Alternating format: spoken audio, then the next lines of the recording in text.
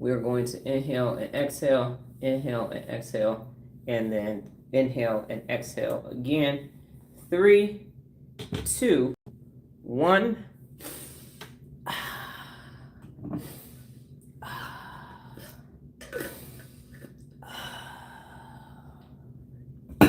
Okay. Good morning, ladies and gentlemen. It is me, the amazing Dr. Donna Thomas-Rodgers, daughter of Leslie Darnell Thomas, granddaughter of Arthur Jethro Evelyn II, and great-granddaughter of Levi Thomas. Welcome to your morning mental workout. My lives are sponsored by the Elements H2O. When I say drink water, you will respond with drink water, and you will drink water too. Let's go ahead and get some water in today. Had a long TikTok live, and it's hot. And I'm thirsty, so let's go ahead and get that done. Drink water.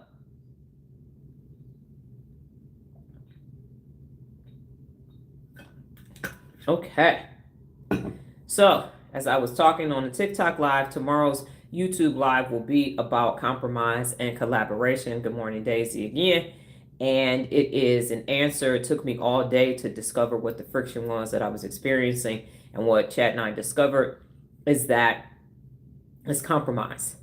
People want you to compromise. That's the best that you can get, because until now, there was not a universal system that all humans, adults, could use and then work with their own progenies to use prior to me creating neuropability, which is neuroscience and personal accountability combined with the principles of world leadership. That is how you collaborate. If you have my book, Where Leaders Wear Pink, when you get to the handle conflict when it occurs, actual principle at the end on the second page, you're striving for collaboration, which is win-win. When you collaborate, everybody wins. And when you don't have a universal system that everybody uses and understands, the best you will get to is compromise. And as we got to the end, and Ranielle said it, I'm going to say it tomorrow. It came to her. I was saving it for a surprise for tomorrow, but she said it, she got it. And it is, compromising is exhausting. And you find yourself compromising all day when it comes to people. That's the best it's going to get. And that's not win-win. That's not a solution. That's not a resolution. That's it's not bad, but it's not good. And it's exhausting, because for every system that you're in, you're compromising for that system. So if you have a job, you're compromising to be in that system. If you have a religious preference, you're compromising to be in that system. If you are in a relationship, you're compromising in that relationship. If you have offspring, you're compromising in that relationship. In your immediate family, you're compromising in that relationship. You're compromising with friends. You're compromising with siblings. You're compromising with extended family members. You're compromising if you volunteer to organization. Everywhere you go, there is a compromising system. So by the time your children are in school, they're in sports, they're in other activities, they're in after school programs, they're compromising to try to get into good colleges, and it's all this compromising all day. And that's why you want relief from the compromise. That's why you want relief from the compromise. When you have a good thing going, you'll never find yourself, if things went well, that you need a relief from things going well. You find yourself seeking relief from compromising all day long. That's why when people are in their 20s, they're not compromising yet, and older people look at younger people and they're like, oh, you got your whole life ahead of you, and everything is happening. You see them in their 30s, they're starting to get a little tattered. By the 40s, they're like, you got a midlife crisis.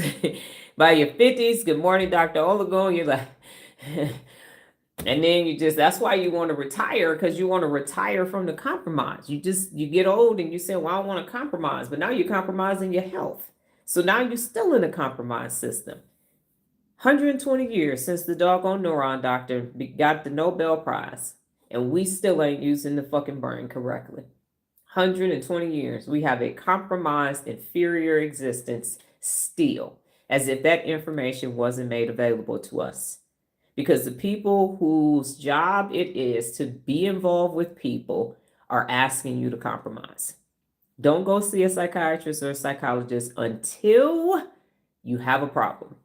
Compromise. Nobody likes group projects at work or school. Why? Because you're going to compromise. Because they always put one bad kid in every fucking lazy bumbleclot in every group to bring the property value of the group down. Because they don't want them 5 bad kids to get together and bring the Lexile down. They don't want the class rating to go down. So now you stuck with somebody else's fuck up at the job. That Chris Henry effect that I talk about, that 70% shit. 70% ain't good for nobody. Everybody's like, somebody got to do 130 over here. So you did 130 over here. You're going to phone it in over here. So you're just compromising. That's why it's not fun to wake up in the morning. That's why your career dream goal didn't go as planned. I love what I do. I just don't like the people I do it with. Compromise. So now you pick it up on their energy, neurological hitchhiking all day, and then you got to go home. Your kids picked up on neurological hitchhiking and they came home. And now everybody's just like, just eat dinner and go to your rooms. We'll deal with it tomorrow. And it's 20 years worth of dealing with it tomorrow. So compromising sucks. And so tomorrow we're going to address it so that we can stop it. And it is neuromobility and real leadership. That's the answer to humanity. That's the answer. It's not they need to just. All of the systems that exist have us existing. There's not one system where there isn't a compromise, except for over here. Not one. Compromising happens because of Oscar's auto-suggestions. So these systems were suggested, they were not systematized. So on paper, in theory, because that's what the people keep making is theories, it should work. Now put that shit into practical application and it doesn't. So what do? You compromise on the practical application and get it to good enough. But good enough never is. And that's what we find ourselves in. Compromising all day long. And your reward is relief for compromising. That's what happened. You went to a job that does not work. And you were there for 8 to 10 to 12 hours. And you're exhausted from compromising all day long. You can't bring your whole self to work. Why not? Because that's not the culture. Ain't no culture here. Every corporate culture is exactly the fucking same. Be fake, sycophant, kiss ass, and you will get promoted. And if you try to do the right thing, you will get demoted or put somewhere else far, far, far away because you are giving people too many ideas. And the system doesn't work like that. That's not how we do it here. That's not how we do it here. You're not a cultural fit. I wasn't a cultural fit because the culture didn't fit me. It was a compromising culture. So I left and I haven't looked back. I am not Lot's wife. You do not have to compromise because that is neurologically depleting. It's actually damaging your brain. Everywhere you go, there's a different level of compromising that exists. And what is that stress doing to your brain? Some of you have gotten to level 3 where what happens to the brain when you leave a toxic environment? It comes back online. The hippocampus gets back strong. Miss Darlene gets back strong. And instead of executing suggestions, you start implementing strategies. You do everything with a why and a strategy, and life is better. Life is better. You all's address didn't change. Tiffany is the only one to my knowledge that has moved in this time frame. Your address is still the same. Some of you are still at the same job. But what has changed? You stopped compromising and started collaborating with yourself and with the people around you. And it's getting better. It's not compromise free. It's not compromise free. People wanted me to compromise with the trolls. Ignore them, block them, let it go. That never sat well with me. That shit is a compromise. Hold these motherfuckers personally accountable for their neurological ineptitude. That sounds like winner, winner, chicken dinner to me. That's what that sounds like. Don't start no shit, won't be no shit. But is there an opportunity all up in this bitch? That part, consistently, 983 days of addressing and holding trolls personally accountable. That is not compromising. That's a system that says you could look, listen, and like, but you better not fucking type. If you do, your ass is going to get escorted out of here. You want to come and question my credentials? Bitch, where are yours? You want to come and tell me about myself? I'm going to tell you about yourself and your raggedy ass parents. That's how it goes. Air and opportunity. Leap, bitch, you're going to get knocked out the air. That feels better in my spirit. than these suggestions. Block them, let them go, or ignore them. 983 days, none of that shit worked. They kept trolling. They kept trolling. They kept coming. New trolls are coming, but the old trolls ain't coming because they can't, because they're gone. There's much more troll free over here than anywhere else in the amount of time that I'm live. We know that if we let one troll stay, the rest will come and then they will attempt to take over this learning environment. That dog don't hunt over here. That's a stupid ass suggestion. It's a dumbass plan based upon a dumbass decision. Why? Because they're compromising. Well, I want to go live. How many people are not going live because of trolls? Sarah went live yesterday, or that's what she said she was going to do. I didn't get the message that she completed it. If you won't hear Sarah, tell me that you did it. Monique has gone live 3 times. Why? Lola better start going live. I know you're working, but you're listening. You better start going live because we need that 48 years worth of information. So I've said, here's the strategies. Trolls are going to come, find out what the fuck they're going to say about you because they're going to say the same reductive ass shit. Block them motherfuckers and keep it moving. That's collaboration with yourself. You're striving for win-win because there's a group of people who need the information that you have. Fuck the motherfuckers that don't want it. Don't compromise. Don't compromise at all.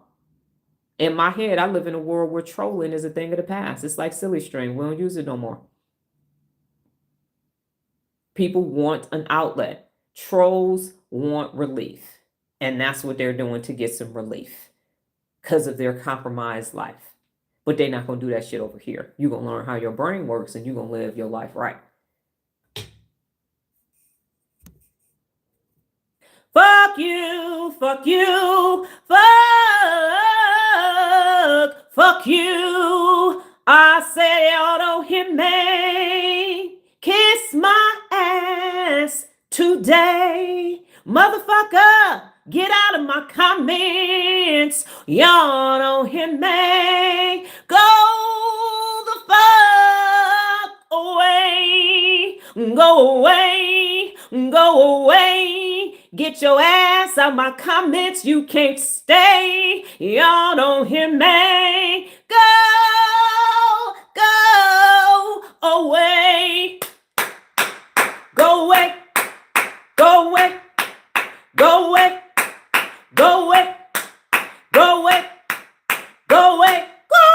Go away. Go away. Go away. You can't stay. You can't stay. Go away. Nobody asked you.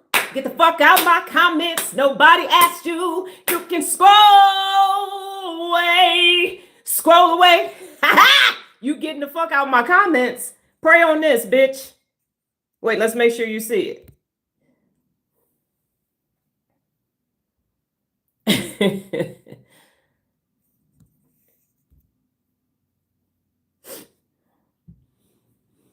So, a church person was coming in my live. That's a setup for a joke. A holy rolling Bible thumping church person that came up in my live like they got a right to say some shit over here. You see that? Well, you got to let them talk. Not over here. Not at all. That dog don't hunt. You didn't earn the right to say some shit to me, and then you going to throw Big G in the mix? You going to pray for me. Bitch, pray for yourself and your fucked up ass existence. Think they self-righteous. Won't come over here as if I ain't been anointed and appointed. Fuck you. And twice, wait for it, it is Tuesday.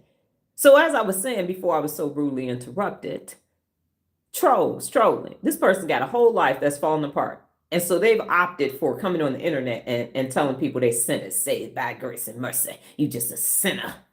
You a sinner. I'm going to pray for you. Bitch, don't pray for me. I should have let the motherfucker pray. Let's see what you got.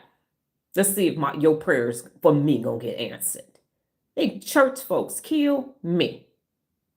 Kill me. Pray for your fucking losing ass pastor for telling you to come on the internet and do this dumb shit. Get your life right. Fix you first. It fixes a lot. So today is Ask Dr. Donna. We will be talking about compromise. That's just a summation from TikTok and letting you know here on YouTube. Tomorrow we will be talking about compromise versus collaboration. I will never collaborate.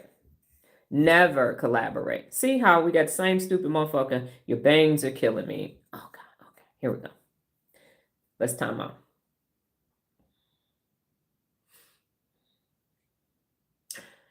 You ain't got no other Bible verses but that one.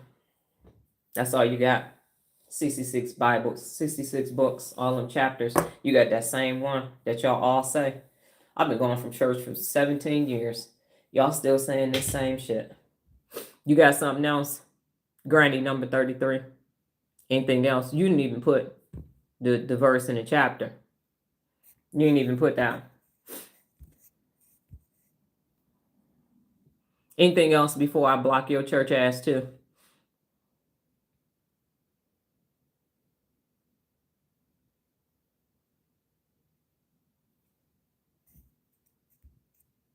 The fuck is you doing in my comments talking about Bible shit for? Which the fuck is your purpose this morning? You fucking fruition.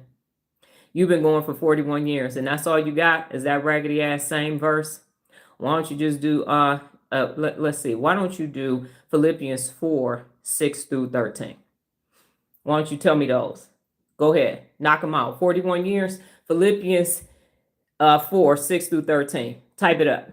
You got the floor. You got the mic. Don't go get your Bible. Go ahead and type it up. 41 fucking years. Go ahead. What verse and chapter is remember Lot's wife? Where is Jesus wept? Where's that at? Shortest verse in the whole Bible. Where's that at? I know you know about Malachi because your bitch ass pastor always talking about will a man rob me? How will you rob me in tithes and offering? What's up with Matthew 6, 20 through 33? You got that? What verse does Job get double for his trouble? Where that's at? 41 fucking years. Where that's at? You got 41 years. Let's see. Let's see. You ain't got no more typing to do? 41 years is a long ass time. 41 years. Let's see. 41 years times 365 days. What number is that? 41 times 365. Okay, so you got 14,965 days up in the church. What the fuck you doing with this raggedy ass verse? Tell us some shit we don't know. Pick some shit out the Old Testament that nobody knows what we're talking about. Go ahead. What's up with Gail with the nail? You ain't got that? Have you gone yet? 41 years? 41 years? Help this sinner out. I'm just a sinner. I need to be saved. You gonna do John 3:16 with me? You got that part? No? Nothing else? That was quick. You gone? You gone? 41 years. You've been doing the same fucking thing. That weak ass raggedy fucking church your bitch ass go to. You should stop going. Maybe you'll start growing because you fucking stuck in a compromised ass existence. You got your favorite pew and shit, your same fucking parking space, your raggedy ass suits you wearing white on first fucking Sunday and shit, and you don't know shit about the fucking Bible. The basic instructions before leaving earth. That raggedy ass neophyte ass babe in Christ fucking verse you done put in my comments. The fuck out of here. You want to say some shit, don't talk about it, be about it. 41 fucking years, you supposed to be reading me like a fucking nursery rhyme right now. Rhetoric ass, repetitive, redundant bullshit. Any other fucking fruition want to try me this morning?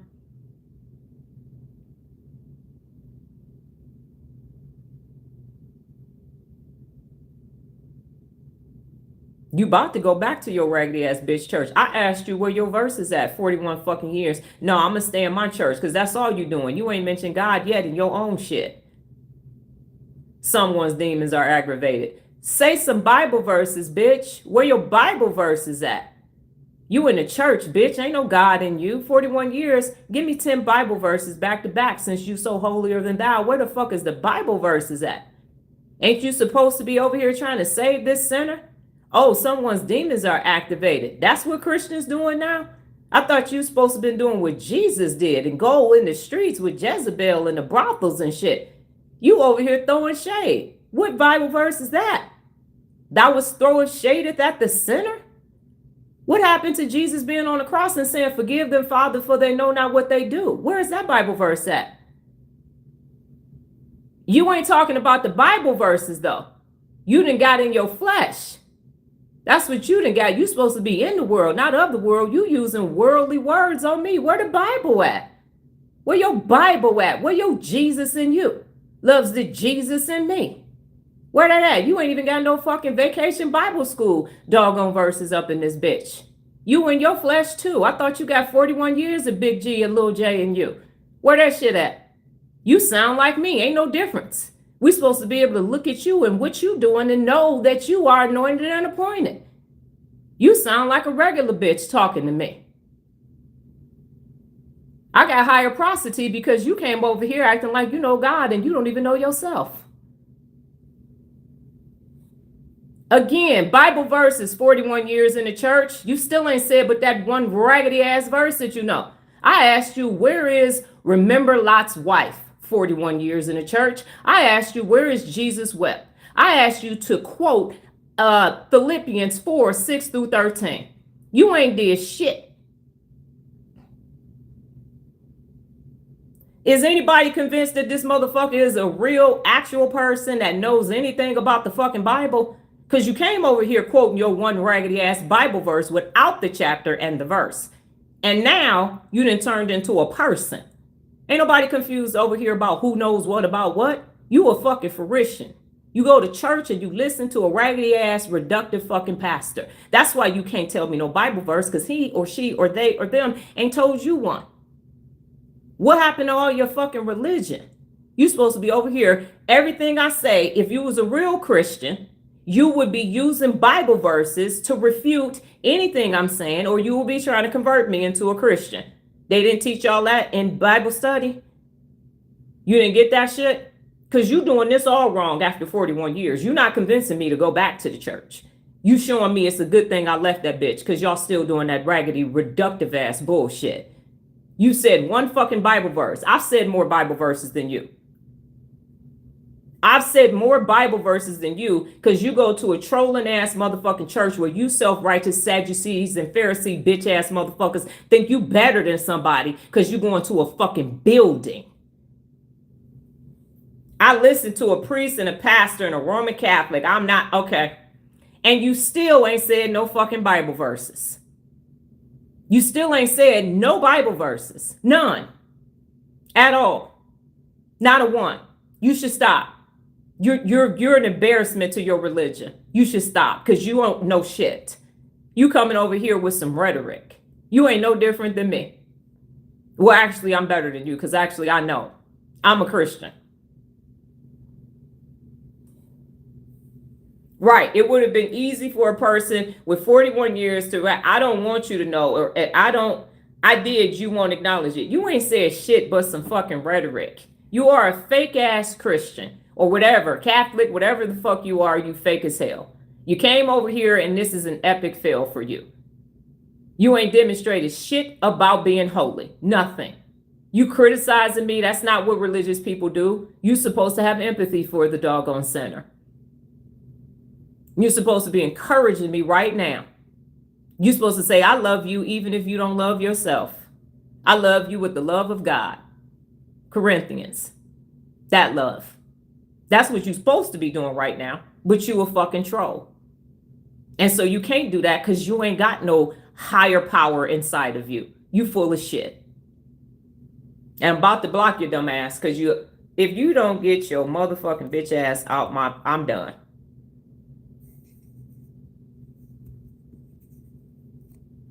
So the parishioners, somebody in the church for 41 fucking years and they got one Bible verse in them and can't say nothing else. And then start attacking me. That's not how holy people actually are.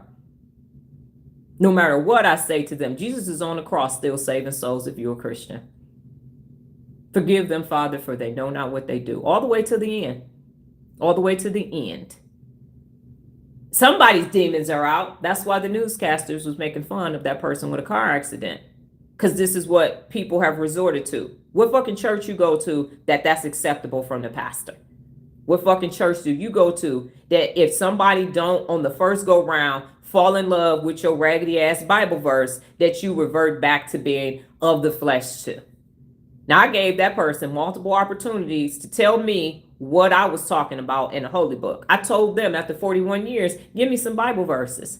They had the little stupid verse, but they couldn't even tell you where the fuck it came from. Fucking parishioners.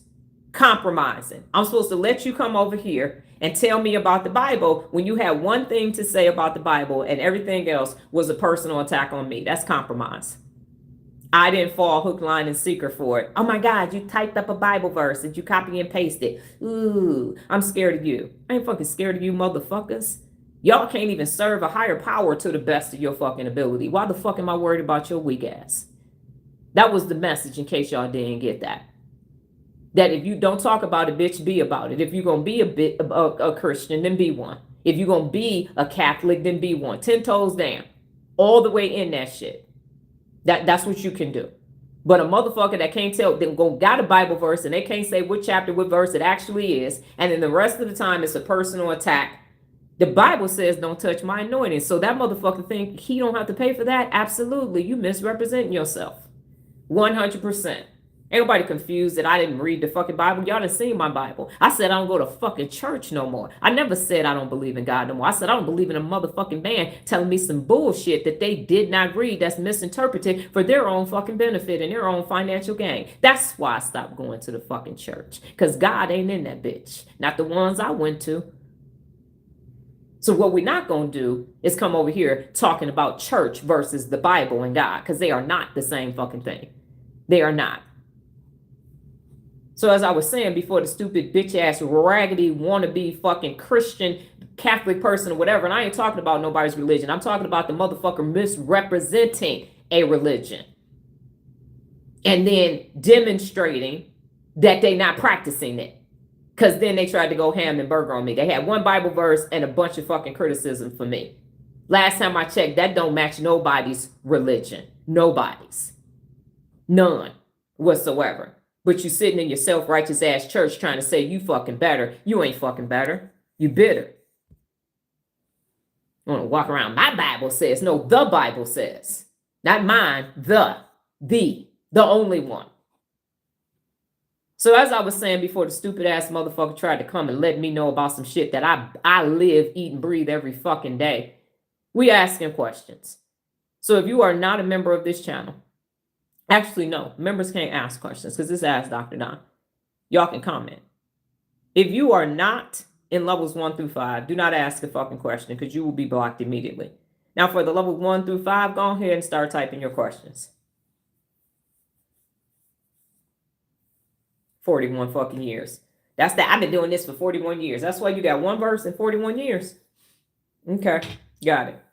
Don't go back because the shit ain't working. That's a compromise.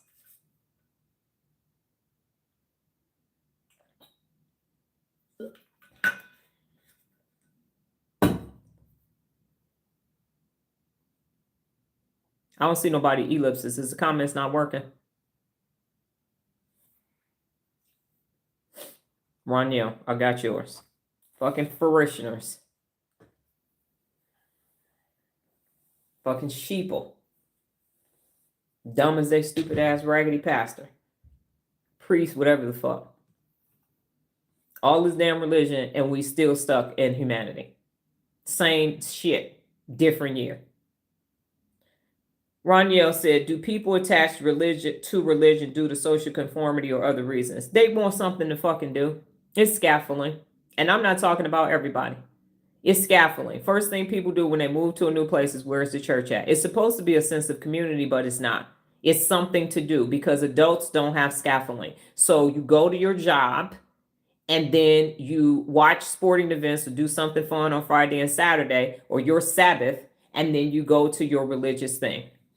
We have 3 different temples because we have a lot of Hasidic Jews in our neighborhood. And they look angry, grouchy, and crotchety walking to temple and walking home. So it is something that you do that's mandated by family. And then it's something you do. It's not something that you become.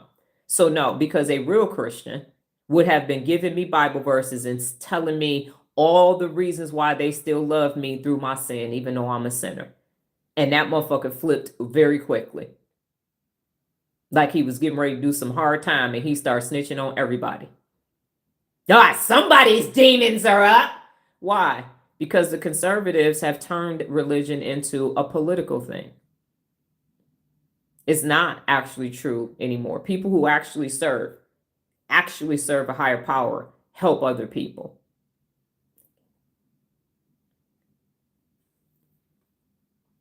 That's the answer. So it's something to do.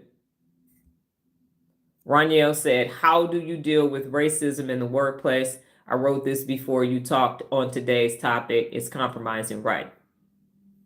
Racism in a workplace means you need to go work in another place because it's not going to change, because the leadership knows that it's there and it works for them. So how you deal with it is you dust off your resume and you go somewhere else. That's how you don't, because that is a compromise. Yes, ma'am. It is a compromise.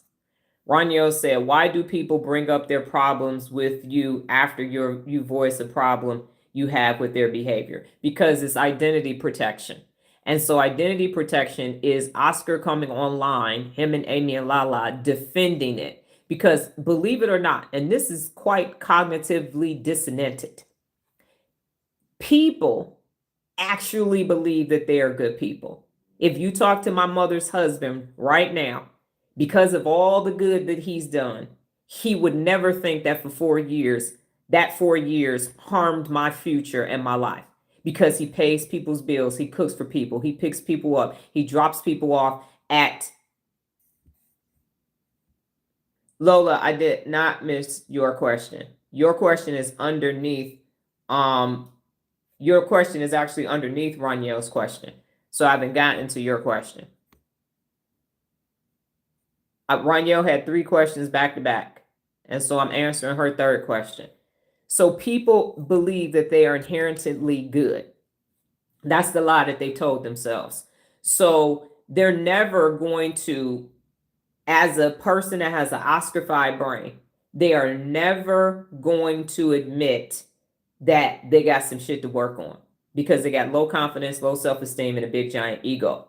The only way you can actually do something about a behavior is when Ms. Darlene is online, because the objective of real leadership is to be the best. So whatever you need to do, you are going to do it so you can be your best. You're going to hold yourself personally accountable to prune all of the behaviors that don't work for you and myelinate new ones. So remember, it's hard as hell to prune something that you've myelinated. And when you have created this lie, this presentation of self in everyday life, you are not willing to change that, because the insula registers the truth as friction. ACC says friction, and insula registers at physical pain. And so the people would actually have to be in physical pain to look at themselves and then do something about it. And when you have a strong orbital frontal cortex and a weak dorsolateral prefrontal cortex, there's no way that you will neurologically be able to do it. Lola said, I have a challenge. I want to know if I'm avoiding something in my life. I'm busy from 4 a.m. till I fall asleep. You are not designating things correctly. So if you are busy, you said you are busy and not productive. So are you productive or are you busy? So you wake up at 4 and then you go to sleep. So avoiding means that you are not handling situations as they come in. So if problems are coming in and you are dealing with them at that time, you are not avoiding. If growth opportunities are showing up and you are dealing with the growth opportunities, then no, you're not avoiding. There's nothing wrong with having a full day of exactly what you've chosen. It's when you're not avoiding this. So let's say, Lola, you still needed to learn how to use a computer. And so instead of learning how to use a computer, because you're taking that class, so instead of that class that you're taking at Georgetown, you literally kept building more houses. And then it was time for you to handle the finances in your business. And you kept saying, I got to pick my grandson up from school. I got to pick my grandson up from school. If you have things that you actually need to be doing, then you're not avoiding. But if you need to do something and you go seek relief in something else, you know what you need to stop doing. You got to let them cigarettes go. That's the thing that you need to stop doing. Because if every time you got to go get a cigarette, that means that you're avoiding something. All right. Nola said, do you think more people using real leadership will increase the amount of books people read per year? Absolutely. Absolutely. Reading is fundamental. There's so much information in books. And if you think about it this way, the whole time you're in school, you got to read somebody else's shit. You very rarely get a class where you can actually read what you want to read because you want to read it. That's why you can spend the rest of your adult life reading, because you can read what you actually want to read. You can learn what you actually want to learn. So in that principle of real leadership, reading is fundamental. It is fun. Fundamental is F-U-N, is capitalized for those of you who have the book. So it is fun because now you get to go get all this information that you need so that you can be a bad motherfucker. So yes, 15 minutes every day of nonfiction of a book of your choosing is going to strengthen Ms. Darlene. It's going to make everybody come online and actually start using their amazing mind. And we're not compromising anymore. We're collaborating. So yes, ma'am, I 1000% agree on a scale of 1 to 2. Andrea said there's so many stories in the news about literacy dying. Save the books. Is that a question or a statement? You can't save the books, Andrea. That's not the answer. I know you're saying save the books, but the books aren't going anywhere. Libraries aren't going anywhere. They will be around. They will still be there. It's a smaller group of people that are reading. 50% of the adult population is still reading. I'm in the process of ensuring that people start using their brains. So just like vinyl went away and now it's coming back again, reading is going to become sexy again. Part of the reason why people aren't reading is because people don't have anything to say, because people aren't experiencing anything, and the brain is just being reductive. So you think about how people were dumb and stupid, and then the Renaissance age came, and then everything was all philosophical and all of that. So it goes and blobs and nulls, and we're just sitting in a null right now, in a lull.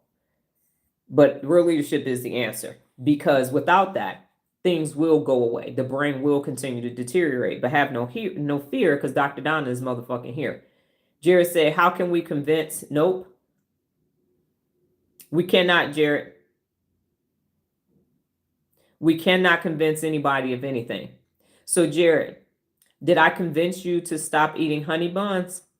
You had to make a neurological choice yourself that eating honey buns was harming your body. So it isn't a matter of convincing.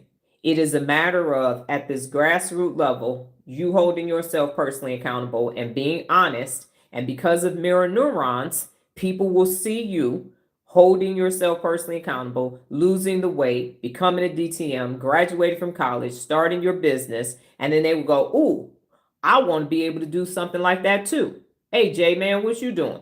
And then that's when you will say, here's what I'm doing. When you said maintain high standards and say, if you want to be around me, you're going to become a real leader. Because of social conformity theory, you use that system against them. And now people will go, oh, well, I don't want to be the stupidest motherfucker in the room because we didn't recycle. And now we do. Well, now pet adoption and everybody's got a rescue and all these other things. And is it good for the environment and all these other things? These things weren't sexy when people first presented them, and now they are. So it isn't convincing. It's mirror neuroning, leading by example. When you don't have those problems and people are like, oh my God, it's so terrible. You're like, yeah, I don't have that experience.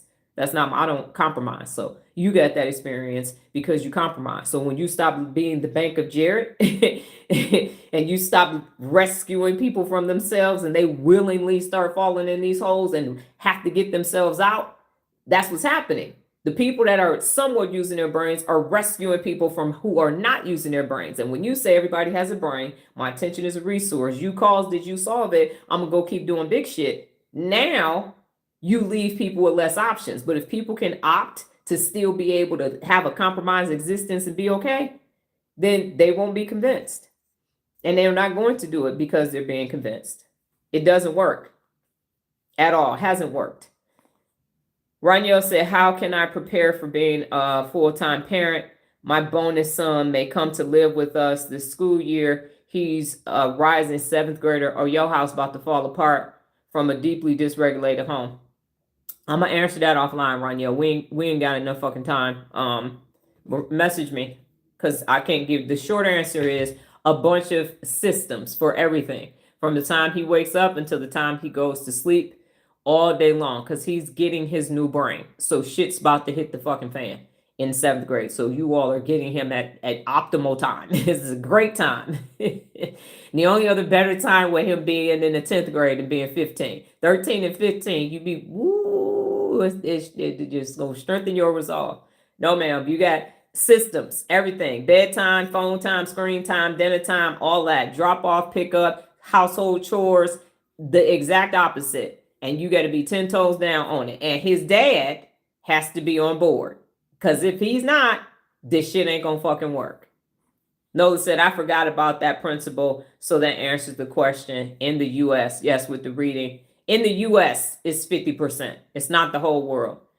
Chiming in about the importance of reading. I understand that, Andrea. I just wanted to add to what you're saying is that these things are cyclical. So it goes away and it comes back. It goes away and it comes back, just like fashion.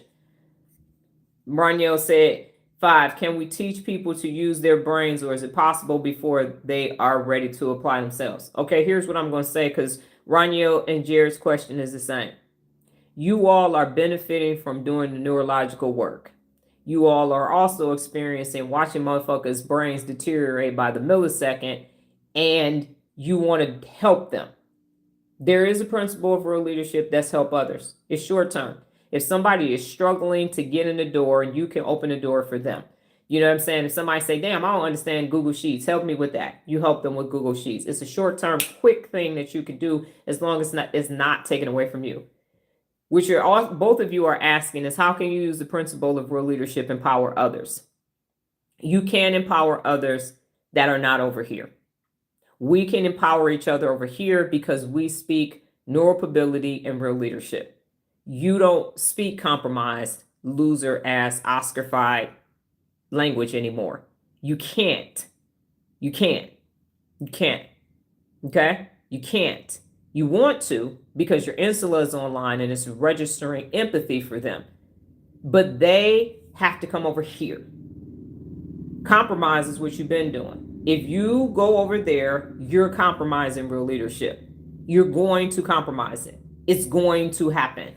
I resemble that remark. It cannot be done. I tried to do it for decades. This has to be done over here. And all you can keep doing is being over here. That's the best thing that you can do. And then when someone comes and asks you for something, everybody has a brain. You ain't gonna help me? Yeah, here. Join this live tomorrow. Here you go. But I'm saying I need money. No, you don't. You need to understand how your brain functions so you can be high functioning. That's what you actually need. Well, I ain't about to do that. Okay, cool. Adios. That's it. Yesterday's conflict let me know you got to be 100%. That's what you're going to learn tomorrow, because otherwise you are compromising. One system, everybody wins. Half a system, one person doing real leadership in the house, nobody else is, that one person is going to compromise every fucking time. Story of my life. It's not going to work. You can want the best. Remember, Zoe said, my problem is I care too much. So we can't give a fuck about them. We cannot, because they will have us compromising too, because they don't speak the same language. And so I'm going to use myself and Nola as I'm actually going to use a generic example. So let's say I'm dating somebody. Ha ha ha. But I'm dating somebody. I have my standards. I have my restaurants. I have everything that I'm going to do.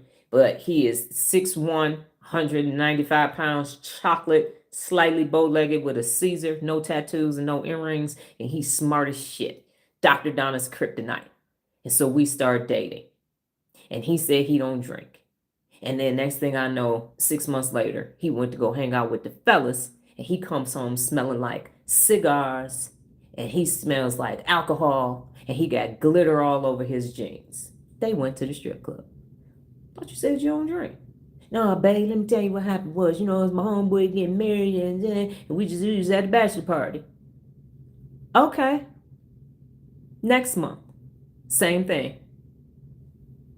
All your other friends is married. What happened? Well, such and such getting ready to get divorced. So we went to the strip club and we celebrated his divorce. Okay. Next month. Same thing. Same Friday. Same thing. What is that actually happening? That's the boys' night out. I didn't agree to that. I didn't sign up for that. But by the third time, I'm like, just gone. Bye. You just get on my fucking nerves. I just compromised. Because you said you don't drink. You done hanging out with the fellas. And now I'm letting you, because you fine. You look like a cold drink of water on a hot summer day. And everything else about him is good. Good credit, everything. See, I can see his phone. He don't have a double phone or nothing else. But he got that one Friday strip club Magic City ass fucking habit. We not speaking the same language. Because he not being honest. He not sitting down and say, you know what, since I met you, every first Friday we go to Magic City and I hang out with the fellas. So he stopped going when we first started dating. Now we're in this long-term committed relationship, and now they like, bro, come on back. Yeah, you come on. But this is who he was. But he knew that if he had told me that, he would have never had access to all of this. So that's a compromise. But I'm already a year in, and everybody knows it's a great relationship that we got. He just got this one little thing that he does that gets on my nerves. No, because all he had to do was be honest, and I didn't get a choice. So that's why everybody has to be a really, because you got to be your whole complete self. I don't have a problem going to the strip club. I'll go to the strip club. I'd have been. That's not my issue. My issue is you kept it from me and you misrepresented yourself. So if you attempt to stay in relationships with people and you can't be honest, that's why Nola saw the article. She done seen the freaknik pictures and everything. You know what I'm saying? She a player, I'm a player. You got it honest from your mama and your daddy. You come from these two trees, they go to fruit. So that's what you do. So my point is that she saw that. I was like, oh, don't open that photo album. No, here we go. Here go my, because when she asked me, she said, hey, did you go to, what year you go to Freaknik? I said 93, 94. She said, uh-oh. I said, oh, what? They doing a documentary. What year? Oh, shit. Got out my bed, then dug my pictures out. What the fuck year was it? I'm like, what year? Carry the one. Oh, okay, I'm good. So you're not being honest. So it's not going to work. You're going to compromise. You're going to lie. If you are in a relationship with somebody and you ain't told them where I was about to say where the bodies was buried. If you ain't told them where the skeletons are, the warts and all, you ain't in an honest relationship. It's not honest, and it's not going to fucking work. Now, can people do a really good job of lying and keeping stuff a secret? Yep. So you'll never completely know for sure, but 99% of the time, go ahead and tell the truth. Because otherwise, you're compromising. And that's why we can't get to this high level of knowingness. Because everybody is compromising in everything. Because that's simpler. Because the conflict is going to show up. Now we got to have an argument about him going to the strip club. So he thinks, I just want you to be honest with me. This is who you are. Now I got this information. I got to make a choice. Is this a no debate? For me, probably, because you lied. I got to go. Cheating and domestic violence was 2 reasons why I was going to get divorced. He cheated. I wasn't waiting on the next one. I'm out. So I was honest. He wasn't. Time to go. So does that make sense? That wanting to help them is not going to help them. Not going to help them at all. You got to be honest. That friction in the ACC, that doggone pain, the insula is going to register that as pain. You don't want to be honest, so you're going to accept a little bit of dishonesty from them because now you got to be honest too. And no one wants to do that because it's painful. Best icebreakers for teams. What you can do is message me, Sarah. And what I recommend is you actually go through the poll question and curious question playlist and ask them questions. So have them ask each other questions. So put it on a card, put it on a screen, and now they're going to get to know each other. You started doing a couple of them, but there are different ones in playlists. So you want to do curious questions. You can also do what's it called. That's another playlist that I have. So a definition appears on the screen. People got to guess the word before it actually shows up. Also, I have some guess this phrase. And so what you wanted to do is to be something neutral that people then have to talk about. You can also do 3 truths and 1 lie. People have 3x5 cards. They write down 3 things that are true about themselves. 1 thing that's a somewhat lie to make it kind of hard. And then they stand up and they say the things, and then the rest of the people have to guess which one of those things is actually true. You could do favorite top movies, favorite top songs, but things that they like themselves. And then that will allow them, their defenses to be down, and then get to know each other. Because I used to tell my top 5 list of movies, and people be like, Scarface and 9 to 5, Bridges of Madison County, really? That Grease? Paid in Full? That's an interesting list. Yeah, it is. I'm an interesting person. So those are just some ideas off the top of my head. Sarah said, how do you get someone to break away from how they've been socially conditioned? Example, deconstruction from patriarchy or brainwashing from extreme religion or MLM. You do not. That is not your responsibility. You send them here and they start working on their brain and they do it themselves. This whole notion that you're going to get somebody else to do something is not sustainable long term. I have not gotten any last one of y'all to do this work. You saw me, you decided to do Neuro Reps, you're here because you're benefiting. So again, that's that compromise Oscar shit. How can I get them? You can't. All you can do is lead by example. And actually, when they start doing those things, you got boundaries. You got Queen Amina walks. When they start saying, well, in my MLM, yeah, so I'm going to go, you can do the coughing and say, allow me to reintroduce myself. I'm Sarah, and this is the new me. So you get to change a previous yes into a current no, and you can say, here's what I'm doing. But you're attempting to compromise, and it doesn't work. The relationship that y'all see that Nola and I have is because Nola is a real leader, and so am I. If she decides that she doesn't want to be a real leader, I'm saying goodbye. She knows that, and I know that, because she wasn't a real leader in the beginning. And now she is, and the relationship is better because it's a universal language. And here, let me explain it to you this way, Sarah. Let's say you and this friend have an argument.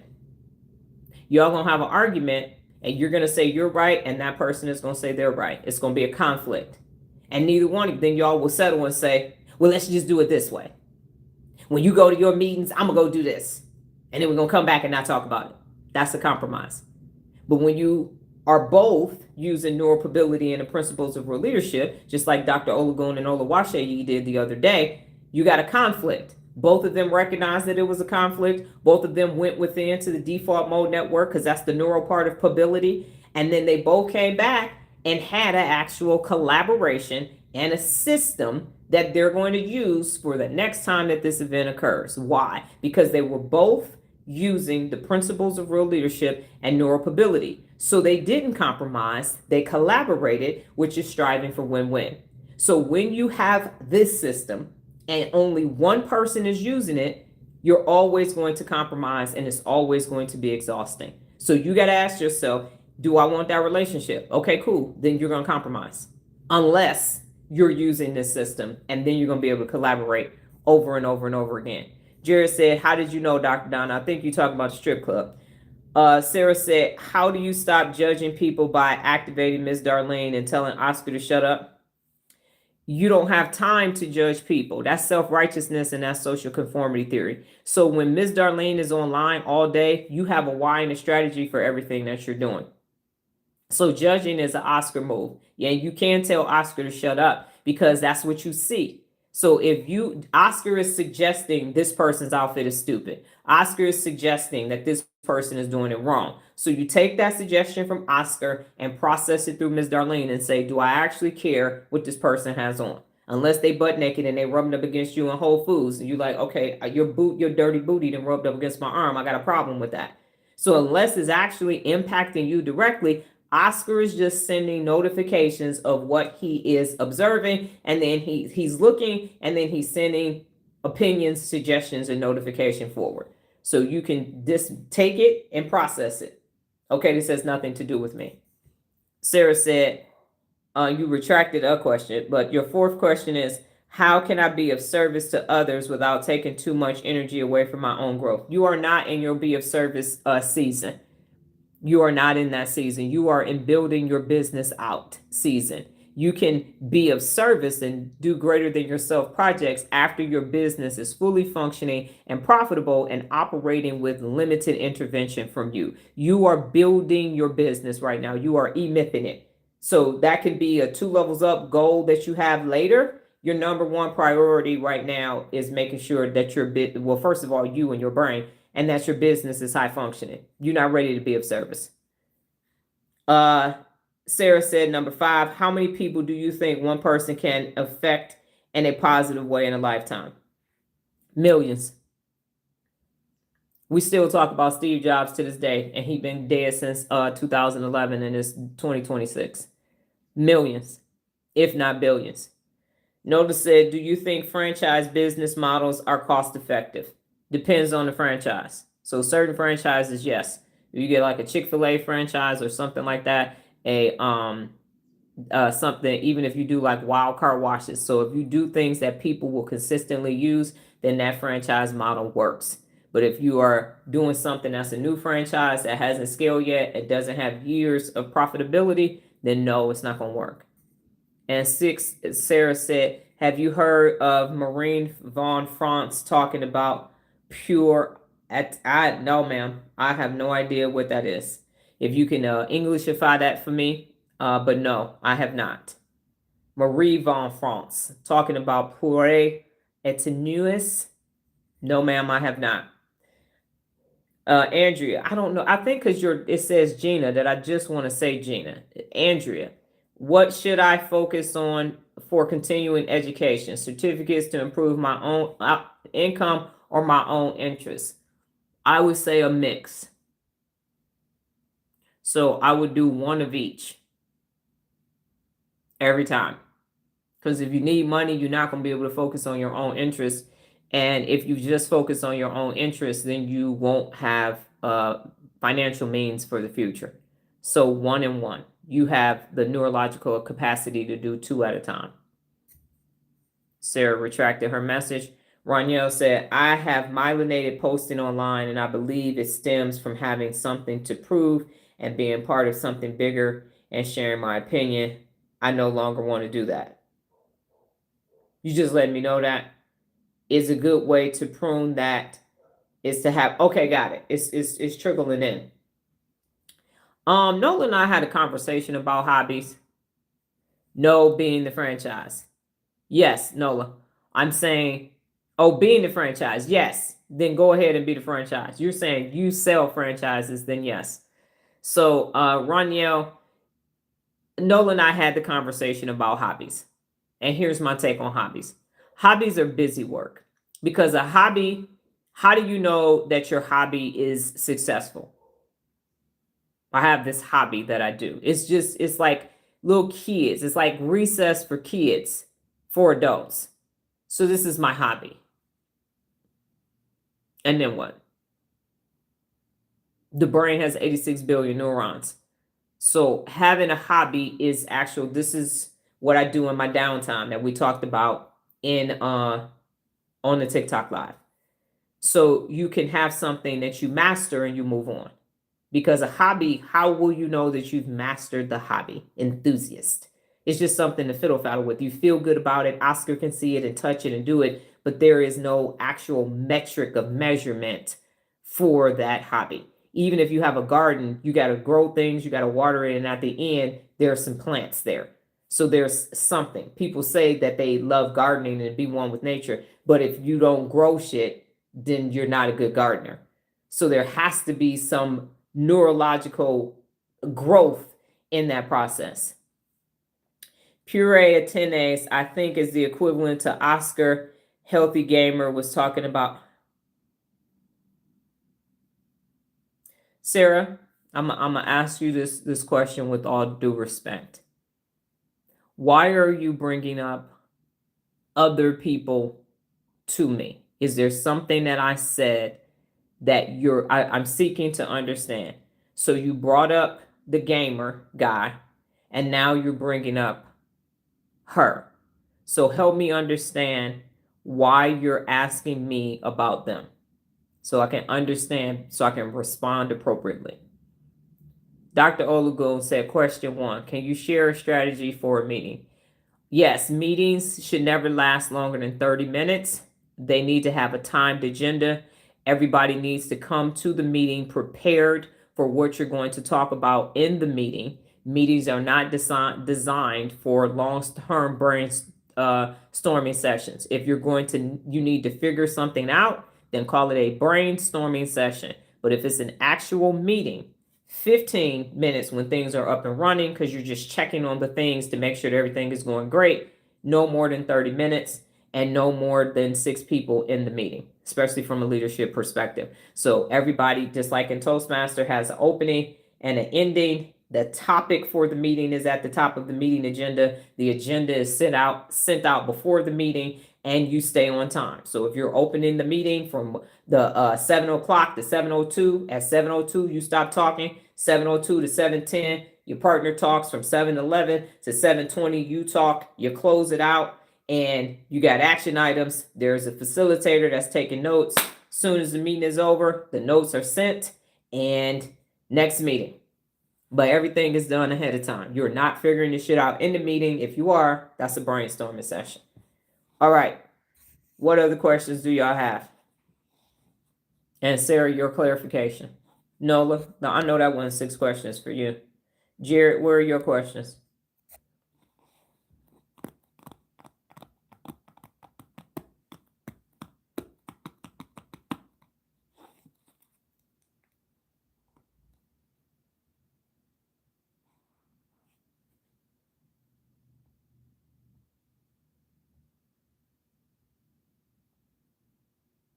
Are the comments not working? Can somebody type an ellipsis?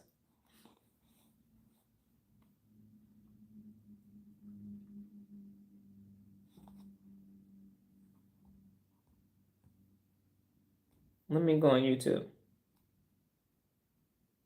Oh, there we go. All right, Nola said, do household chores need to be rotated, or does the same person do the same chores? They need to be rotated. Because everybody, if you're the person that always washes the dishes, you're going to get sick of washing dishes. If you're the person that's taking out the trash, then you're going to get sick of that. Now, if the person says, I don't mind taking out the trash, I'm cool with taking out the trash, then they become the person that takes out the trash. But laundry, because everybody lives in the household. So everybody needs to know how to do the household chores. So if the person that takes out the trash never washes the dishes, then that person only knows how to wash the dishes. The other person doesn't know how to take out the trash. If one person only vacuums, I can't see your comments, Jared. No. Why the hell is it happening? Go back out and come back in, because I can't see them. So if one person knows how to vacuum, then the other person doesn't. If only one person knows how to sweep and mop, nobody knows how to clean the kitchen, clean out the refrigerator. The goal is for everybody to be able to do all of the household chores, so everybody is contributing to the household. I just thought you would find the description of Pereira Antunes to be interesting, because she is describing the same attitude of Oscar over 100 years ago. Didn't know if you knew about or heard of it. And so again, my question to you is, are you attempting to contribute to my growth, learning, and development? I'm asking, why are you using your Ask Dr. Donna questions for other things? Your questions are for you. So I'm still confused as to why. And so while you answer, I will tell you what is taking place for me. People always like to come and tell me about other people. And I'm saying, are you going and telling them? This is what I've said to everybody else. Have you told other people about me? So that's my question. So, and so for me, it feels like you want to give me information, and you want to tell me that this information is out there. And I'm asking why. That's my question. Why are you actually doing this? Because I want to understand why it's happening. Because it's confusing to me. So, because Ask Dr. Donna is asking me questions about you. So when you ask the question about the icebreaker, that makes sense. But you've asked about this gamer person, and now her, and Ask Dr. Donna's personal accountability about you, not about somebody else's thing that's not about neuropability and the 74 principles of real leadership. So the questions are confusing to me. That's why I'm attempting to understand why I'm being asked those questions when they have nothing to do with you and they have nothing to do with me. So why are we talking about them? Oh, I 1000% talk about you, and I just wanted to tell you info is out there, and I didn't know if you knew. That's why I asked. I didn't know the questions were yes. So if you'd like to send me a note, you want to message me and say, Dr. Donna, based upon what you said on the live about Goji and Kahal, here's an interesting article, because Regina will send me things, then you do it on that. So if you think I would, something that would interest me, and I would say vet it first, because the first thing I'm gonna do is vet it. So use my vetting system and then send it, because otherwise I'm gonna report back to you the flaws in what you sent to me. So if you want to send it, just vet it first and send it to me. But over here, we're talking about Sarah, we're talking about Dr. Donna, we're talking about neuropability, and we're talking about real leadership. That's what I was seeking to understand, what was actually taking place. Got it now. Okay. Nola said, I was just waiting so the chat didn't get backed up. Jared said, can you see mine? Dr. Olagun said, does Dr. Donna have a strategy on how to discriminate between good and bad clients? I don't discriminate. So I'm gonna not use discriminate because that's a negative word. So I don't discriminate. What I actually had, and I don't think we have it. Nola, do we have access to the client selection process anymore? Any of that information? Just yell it to me because I ain't gonna see it in the chat. Yell it, Nola. Do we have access to any of the client selection process?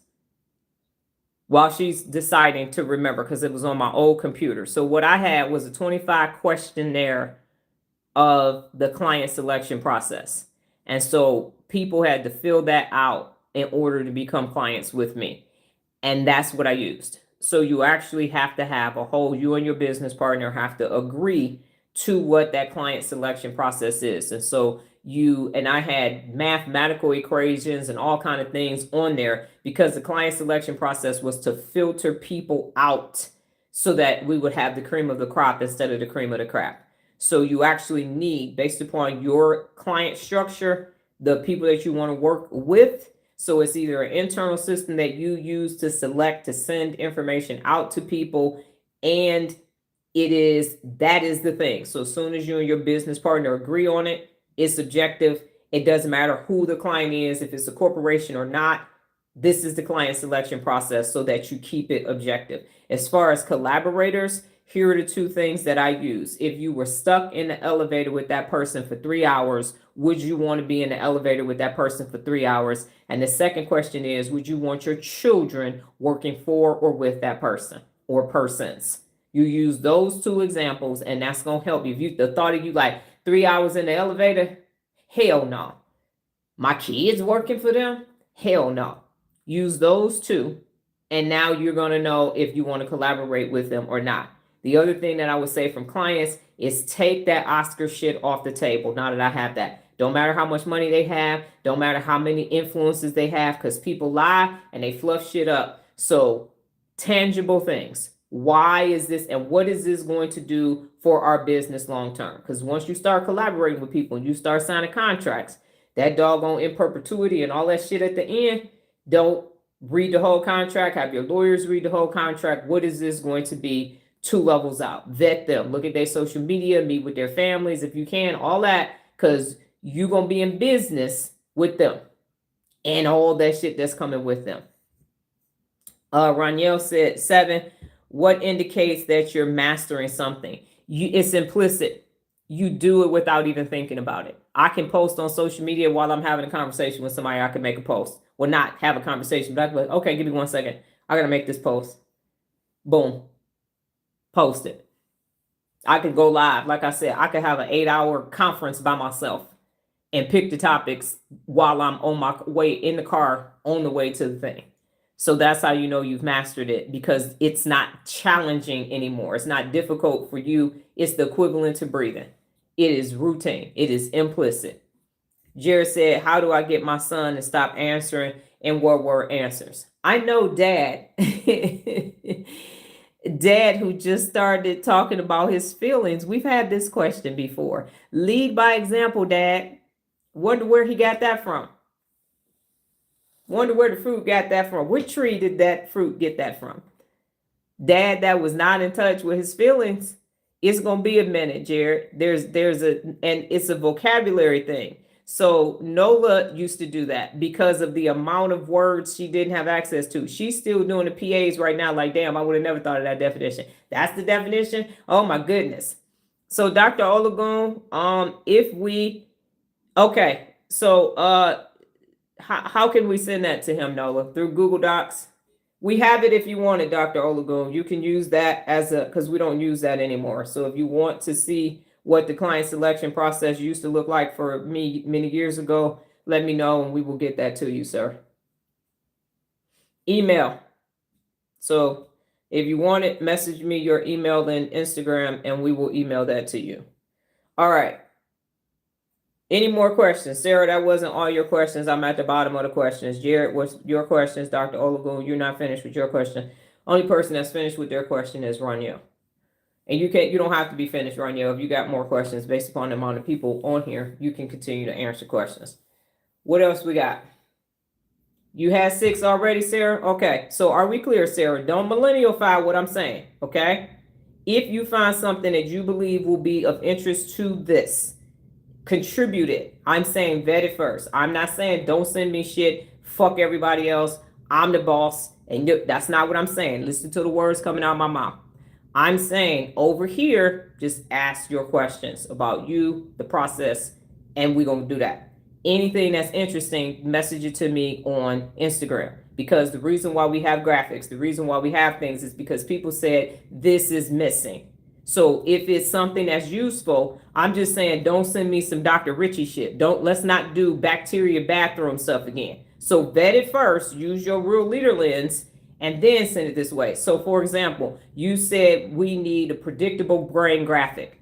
Between today and tomorrow, we will have a predictable brain graphic because you said it's needed. So if you need it, somebody else needs it. So I'm not shutting down what you're saying. I'm saying this ain't that space.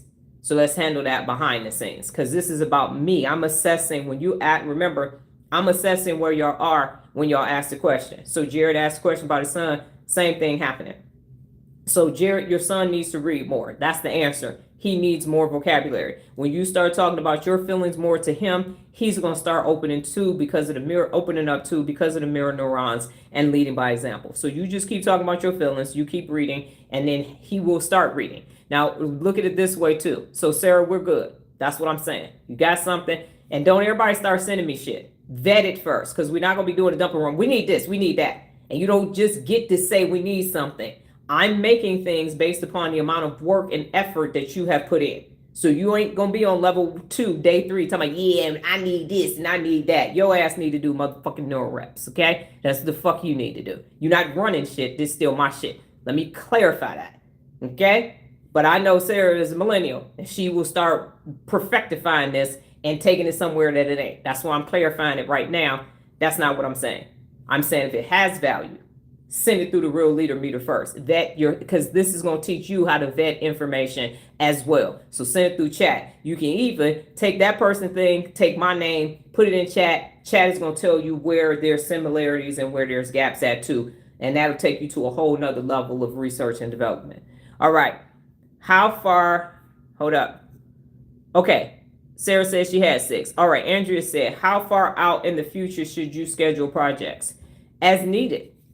As needed. So right now we got stuff scheduled we actually have the domain name for the blank blank app and are now using this information to decide how we are going to develop the app based upon Neuro Reps and everything else. So if it is a long-term big project, then you start scheduling things for it now because it feeds into it. So hopefully I'm answering your question, because if not, give me some more specifics. But as far out as you need. And you start announcing it. Not no coming soon shit. Here's what we're working on. If it's a tech project, you're going to need more time. If it's a people project or just a service project, you can use less time. Nola said, do you think having houses regionally or continentally near your physical business location makes sense for visiting them? Yes, because you will not have to go to a hotel. You will be able to stay at your own house and it will have all your own shit there. Should I keep my business name generic? Yes. Here's why, Jared. You send it used to be, you send it and they changed the name to Hightail and something else. So you want a name that you can actually grow into. You do not want a name that is very specific because you're going to get bigger than that. And then you're going to be like, why did we use this name for the business? So you want something that people will remember, but something that you can grow into. Think about it from the E-Myth Revisited perspective. Technicians usually end up naming the business and then they get bigger. And now if you ever watched Social, what is the book about Facebook? The name of it, I forgot. Social whatever it is. They told him it used to be called The Facebook, and Homeboy told him to drop the and just call it Facebook. So, and Google used to be something else, YouTube was a dating app or something like that. The social network, that's what it is. And so you want to really think about where this name can grow and how big it can be for the future. If you're thinking about this is going to be a legacy business, Now your children will have to carry this name, and those children will have to carry the name. So, and you can do a DBA for certain things, but it needs to be something that's bigger than where you currently are. And Raniel said 9. I find myself tiptoeing with the kids due to the drama their mom brings, and it affects how much time kids can spend with us. I know her reaction isn't my responsibility, so I said, you stop fucking tiptoeing. The fuck? 10 toes down. The fuck is you tiptoeing for? Because she got a dysregulated ass brain. Them ain't your kids, and that ain't got shit to do with you. Raniel, you... I'm gonna message you. Because Big Mama about to say something. What you think I'm about to say?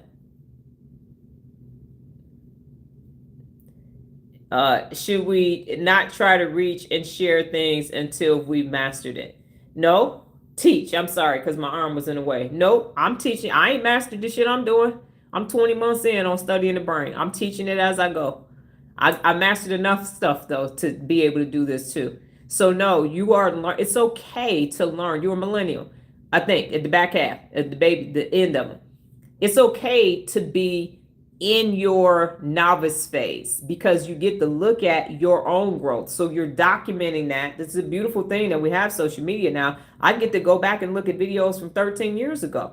We couldn't have did this 30 years ago unless somebody was recording us on a VHS camera or something like that. We didn't have the ability to do it.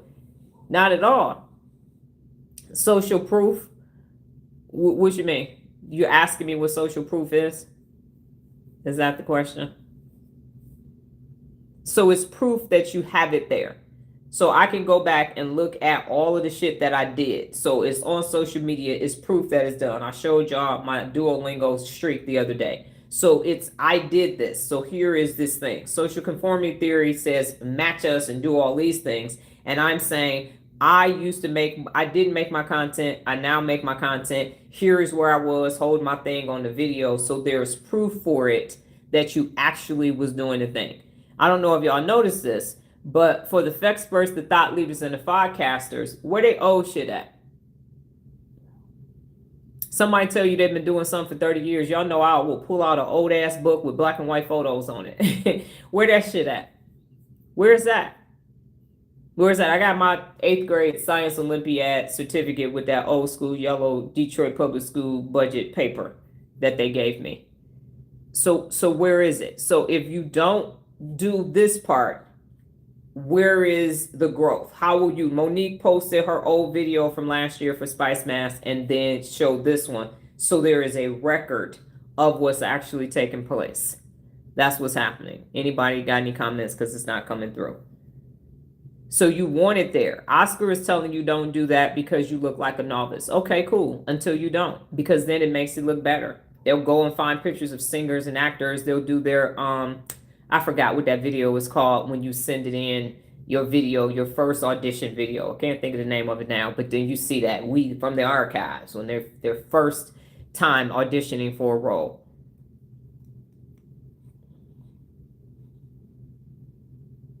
I think you'll stop tiptoeing and just do what needs to be done when they're with me. Just be with me. Is the mother not going to be part of the picture anymore?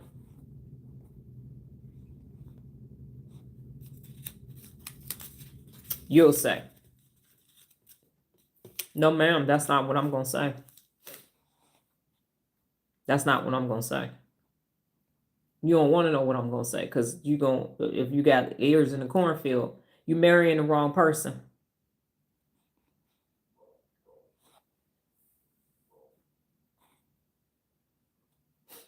That's what I'm going to say. He is not the one.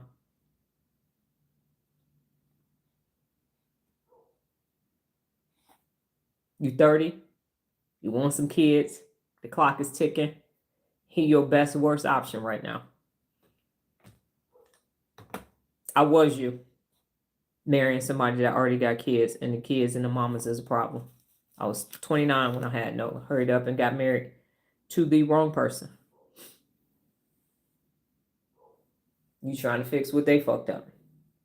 You ain't even giving yourself a chance. You 30. Freeze your eggs and don't go through with this.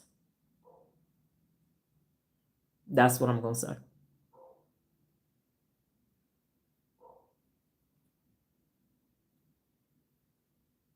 Not initially, Jared. Prove yourself first, Jared. Regina sent me an episode, and Regina, if you're listening, I responded to you through email for that Shark Tank episode. Y'all know I pitched in front of Kevin Harrington, and I used to watch Shark Tank. And the gentleman sold 20% of his company for $100,000 so he could get an industrial kitchen. And so, Jared, what you want to do, having had the opportunity to be presented with that particular situation, what you want to do is build it on your own. Because if you get government contracts, that's a compromise. Government contracts go to the lowest bidder. That's number one. So you're going to be doing more for less, step one. And then if you get funding and all those other things, people give you money. There's no such thing as a silent partner. And then when things get real successful, they're going to want out. You're going to need money to buy them out. And so you'll never know, and you won't have the neurological benefits of building it brick by brick, house by house, loan by loan, yourself. Because that's different. It's nothing like you owning every part of it yourself, or you and a business partner, because otherwise it's coming with some false damn bargains. It feels good now because you got this influx of funding, and then now you got to claw your way out of it. So go slow to go fast. Get your one house, get that going, learn, make your mistakes and everything else while it's just a 4 family flat is what we used to call them. Duplexes, probably what y'all call them, and go from there.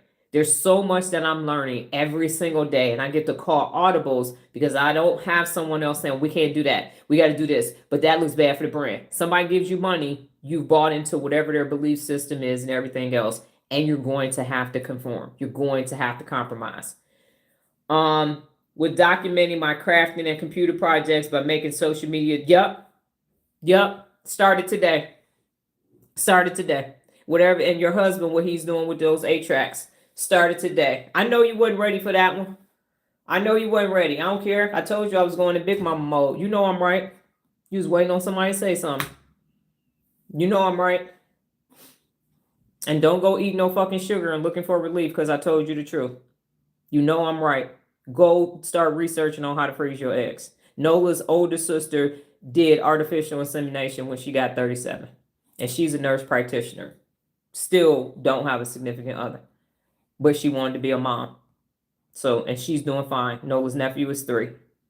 He's adorable. Oh, so 0. So we are giving up a little bit of control for the money every time.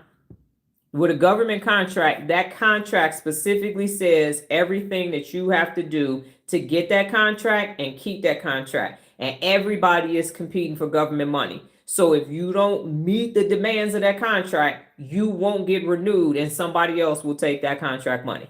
State or city contracts, any kind of contracts with any government organization. That's how it goes. It will not be renewed. I done met people whose company didn't do what the government, the organization wanted them to do. And so the contract got took. And now they done built a whole bit. And do not build your business model around one big, large ass client. Because if that client goes away, the fuck you gonna do? That's why y'all all pay the same amount of money.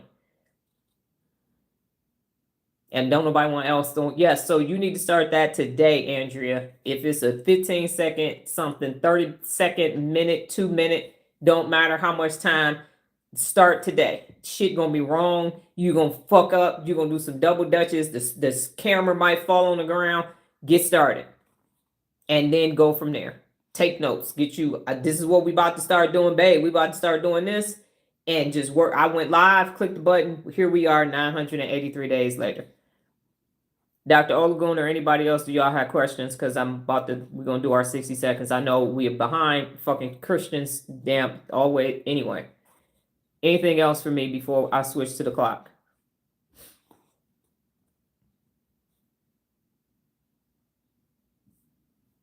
And sometimes giving up a lot of control for the money. If it's a lot of money, it's a lot of control. Like I said, ain't no such thing as a silent partner. And then when people want their money back, what is that going to do to your business? $1 million a day, you flip that shit, turn it into a $20 million business, they gonna want their money back and then some. You gonna have to buy them out. That shit gonna be painful. But at 20%.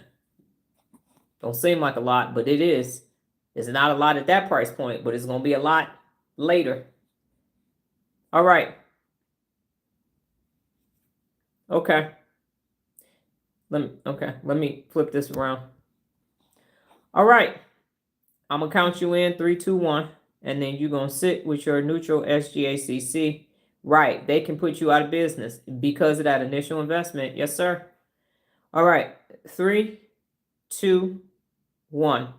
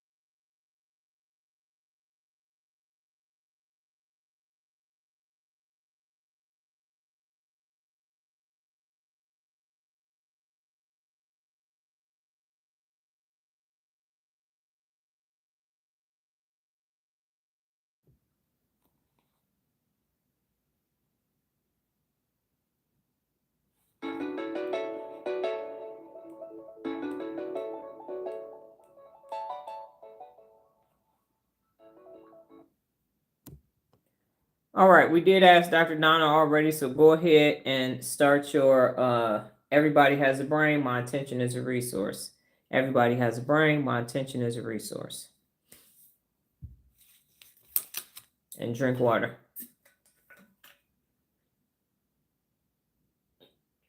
Slow and steady wins the race, Jared. I told you I had opportunities upon opportunities, and at the end of the day, that shit was going to be called basically compromising Dr. Donna. And I was like, yeah, fuck all that. Where the ramen noodles at? Okay. Guess that's where we're going to get some double cheese ramen.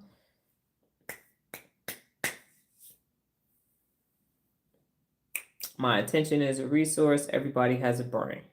I mean, everybody has a brain. My attention is a resource.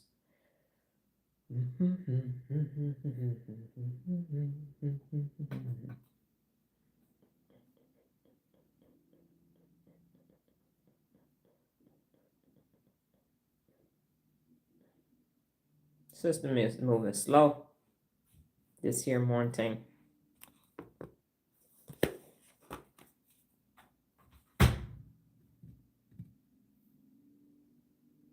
Anybody else typing their stuff? If you typed everybody has a brain and my attention is a resource, what did you do to strengthen Miss Darlene and what did you do for fun? Because this is not showing up. That ain't no fun.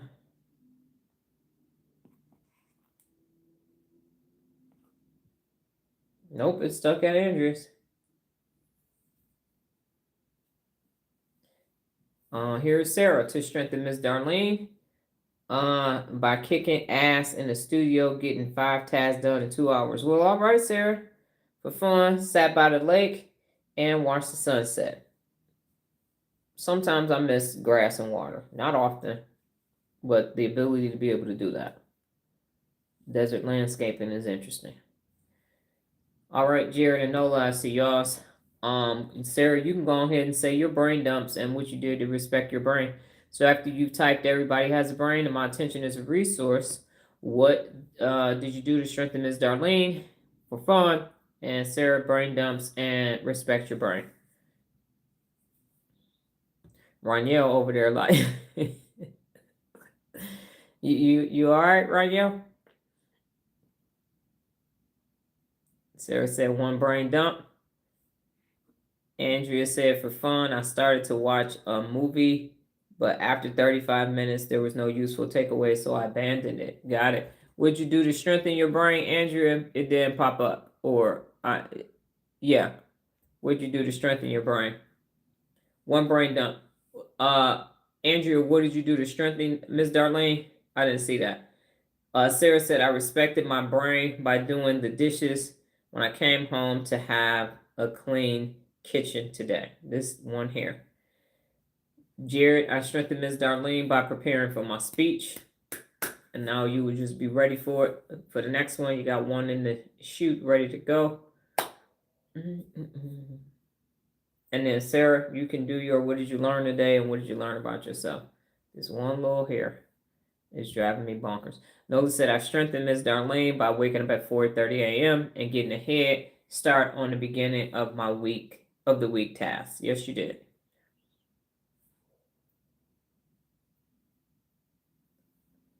One little hair. Andrea said, I respected my brain by creating appointments with myself to complete projects I've been procrastinating on. And what did you do to strengthen Miss Darlene yesterday? That one is not showing up. Jared said, for fun, I took a walk. Cool. All right. And Sarah, what did you learn today and what did you learn about yourself? Noah said, I had fun watching rugby highlights for France and Australia and England and Fiji, and then a Brazilian skate park video. Raniel said, to strengthen Miss Darlene, I reviewed my trading plan. Trading plan. Sarah said, I learned that I cannot change anyone. I can only show them through actions. Yes, Nola said, I did 2 brain dumps. Sarah said, I learned about myself that my questions Tuesdays need to be about helping me grow. Yes, ma'am. Raniel said, for fun, I tried on clothes for an upcoming trip. Got it. And Raniel said, no, my mind in shambles, but I'm going to meditate on it. Okay. Don't be in shambles. You ain't going to meditate if your mind is in shambles. That's going to be hard to do. You need to do a brain dump. And then you'll be able to meditate. And then you'll be able to decide. So brain dump, then meditate, then start making decisions. Jared said, I put some respect on my brain by starting to read Rakim biography. I was going to read that. Let me know how it goes. Because that was my favorite rapper back in the day. Favorite MC. I met him when I was 13, 8th grade. Went to one of them Rap Jam Fest concerts. Okay, so then you'll go to, if you've already answered your brain dumps and what you did to put some respect on your brain, the next thing you'll be saying is, what did you learn today and what did you learn about yourself? Raniel said, to put some respect on my brain, I intentionally use the principles of real leadership. Yes, ma'am.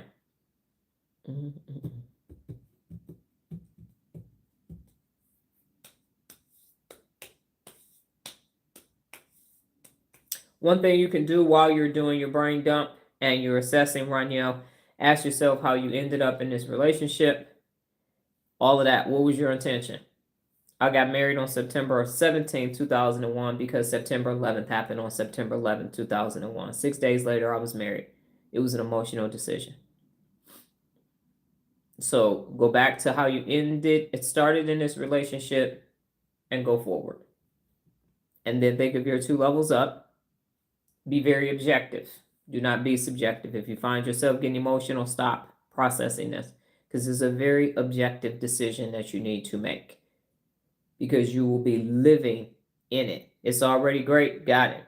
Nola said, I put some respect on my brain by taking a nap after some work was done. Raniel said, I learned today that compromising is leaving the loop open. So I look for comfort from the work of compromising. You are compromising in this relationship.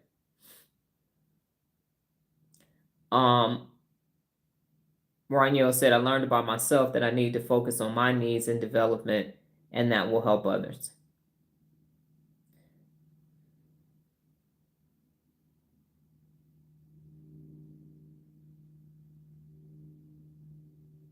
Okay, got it. I don't really want people looking at my content. I'm going to address this comment. People actually need to learn how to use their brain. They need to do neuro reps. Looking at my content will not create an neural pathway. And I know you believe that that's a compliment, but it's actually not. That's a comfort decision that they are making. The best thing that people can do is to start to use neuromobility and real leadership to learn how this mechanism works so that they can be bad motherfuckers. So looking is not enough. It's not doing. This is a system that needs to be implemented in your day-to-day life. Good idea. I'll do a brain dump first. You're going to need to do a brain dump first. Go look at your photos before you got in this relationship. Go remember who you used to be before you turned into somebody's fiance. And then ask yourself, does this match your 2 levels up? You have options if you want to become a mother, and you can start from scratch with your own offspring. I was a stepmother. I'm telling you, I was you. I was a stepmother. Okay. The sacrifices that you will make for children that are already here, and the children will be mad at anything that you all have and the new kids coming that they didn't get.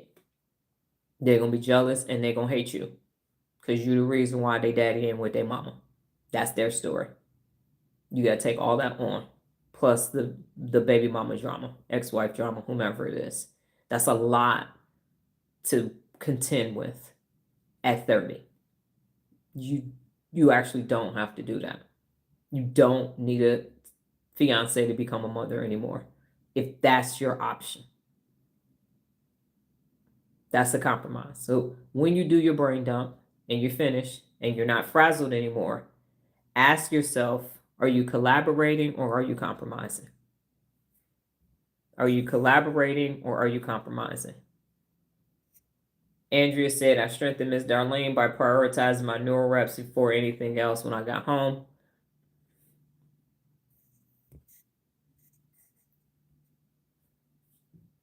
Let's get rid of the troll. Are they gone? Taking too long, YouTube. There we go. All right. Andrea said, I learned last night how to create leads in Google Doc, labels in Google Docs. I apologize. And then Andrea also said, I learned I give my job too much of my attention. Yes, you do. Yes, you do. Because at one point, Andrea, that defined who you was. And so now you are realizing that's not who you are. That's a means to an end. That's all it is. And it needs to come to an end. So work on your exiting strategy. Jerry said, being a step parent is not for the weak. It is not, man. It is not. That shit is hard as hell. It's almost, you're going to be a wife and a step parent. You're going to be 2 sizes bigger. You're going to be eating all that compromise. That shit is hard as hell unless everybody's on board. It's hard as hell being a fucking parent. Especially if the other parent is still in the picture. Or parents. If the kids have separate moms, it's gonna be difficult. You signing a lot. You signing up for a lot at 30. You signing your life away before you even had a chance to live it. I know 30 feels like it's old. It's not. I'm 53. 30 is still young. You still got your whole life ahead of you. You just got your actual fully functioning brain 5 years ago. You still got 5 years before your working memory stops deteriorating. This is not it. Yes. So this is not it. You are signing up for everybody. You about to fix what they broke. And what did they do to deserve that?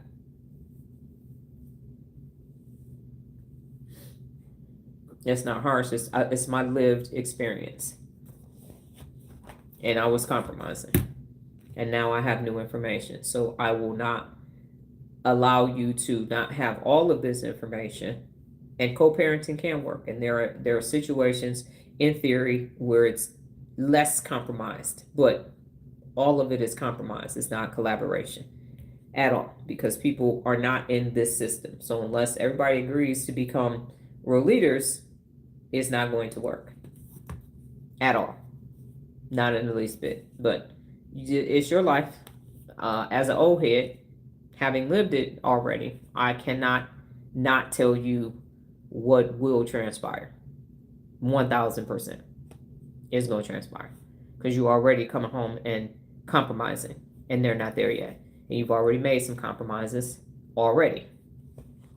And been told why they mama ain't shit and all the other stuff. But at some point, she had to be something because the kids are here.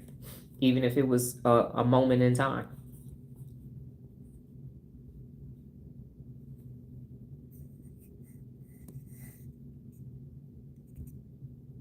We know that person is new. They call me Donna. You know who the fuck that was. At any rate, ladies and gentlemen, so parishioners, beware. I actually do have a relationship with my higher power that I call God. I have read the Bible a time or two in my lifetime. So you can keep that church shit wherever the fuck you got it from. Do not listen to your pastor and come over here saying some dumb shit to me. Number 2, make sure you got 6 questions every doggone week. If you decide that you want to send me some information, vet it first. Because the first thing I'm going to do is ask you, did you vet this information? That's what I'm going to say. Because that's the equivalent to the dumping run. So if you believe that this information can contribute to the greater good of neuromobility, ensure that you have 1000% vetted it yourself. Because then I'm going to vet it. And then if I vet it and you didn't vet it, then I'm going to question whether or not you are actually doing this work. You need to have a real leader lens as well. So vetting it will help you use your own cognition and discernment to say, does this align with neuromobility and the principles of real leadership? Or is this nice to know? Or is this going to help us grow? Nice to know or help us grow. That's what I'm interested in. So it's not no, it's make sure it's on the grow. Grow continually. Okay? Very effective. Live today. Again, tomorrow we will be talking about collaboration versus compromise. And I'm saying stop compromising. I've never done it. That's why my phone doesn't ring, but nobody comes to my house. But I also have neural clarity. And when I do something, all I do is win, win, win, win, win, no matter what. That's what I'm doing. Our pleasure, because we want the best for you, Raniel. We actually do. We do not, all of us are ahead of you, and we do not want you in your 50s like, that was 20 years. Damn! Where them thousands and thousands and thousands and thousands of days go? Because we're not in that Oscar-fied system. And the last thing I will say is stop using that. And Sarah, how did the live go? Message me on how it went.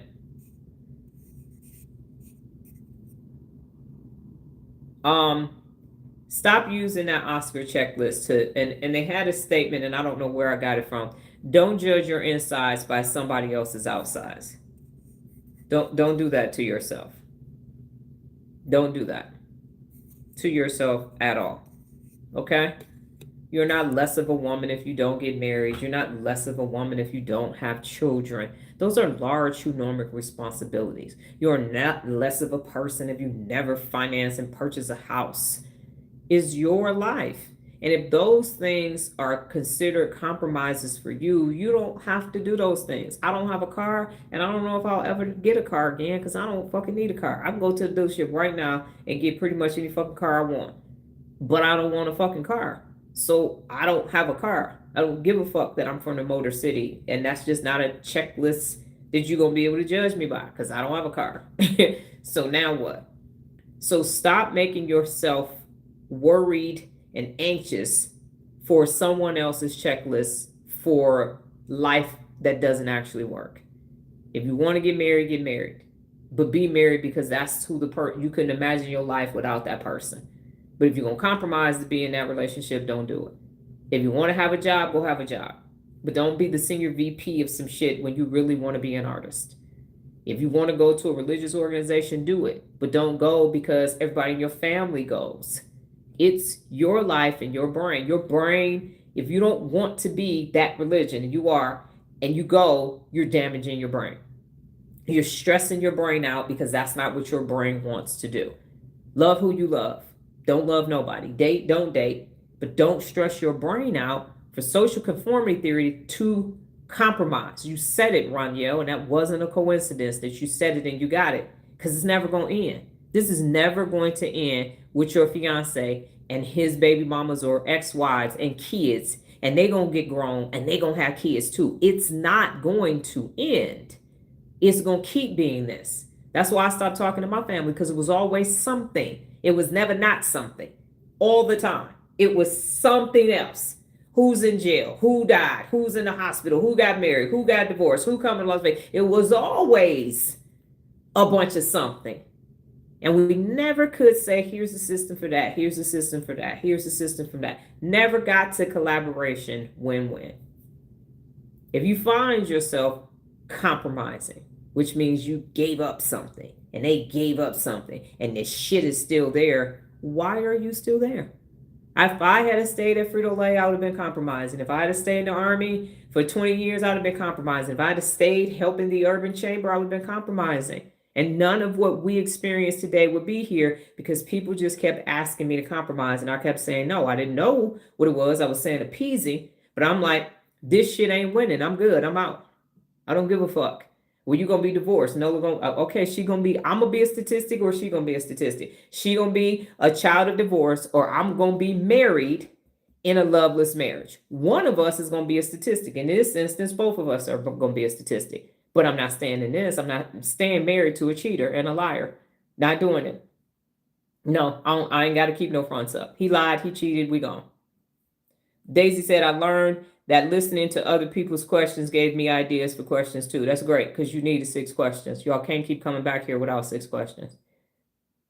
So stop, especially the younger people. Stop. Everybody stop, but the younger people stop with this fucking scorecard that they gave to us that don't fucking work.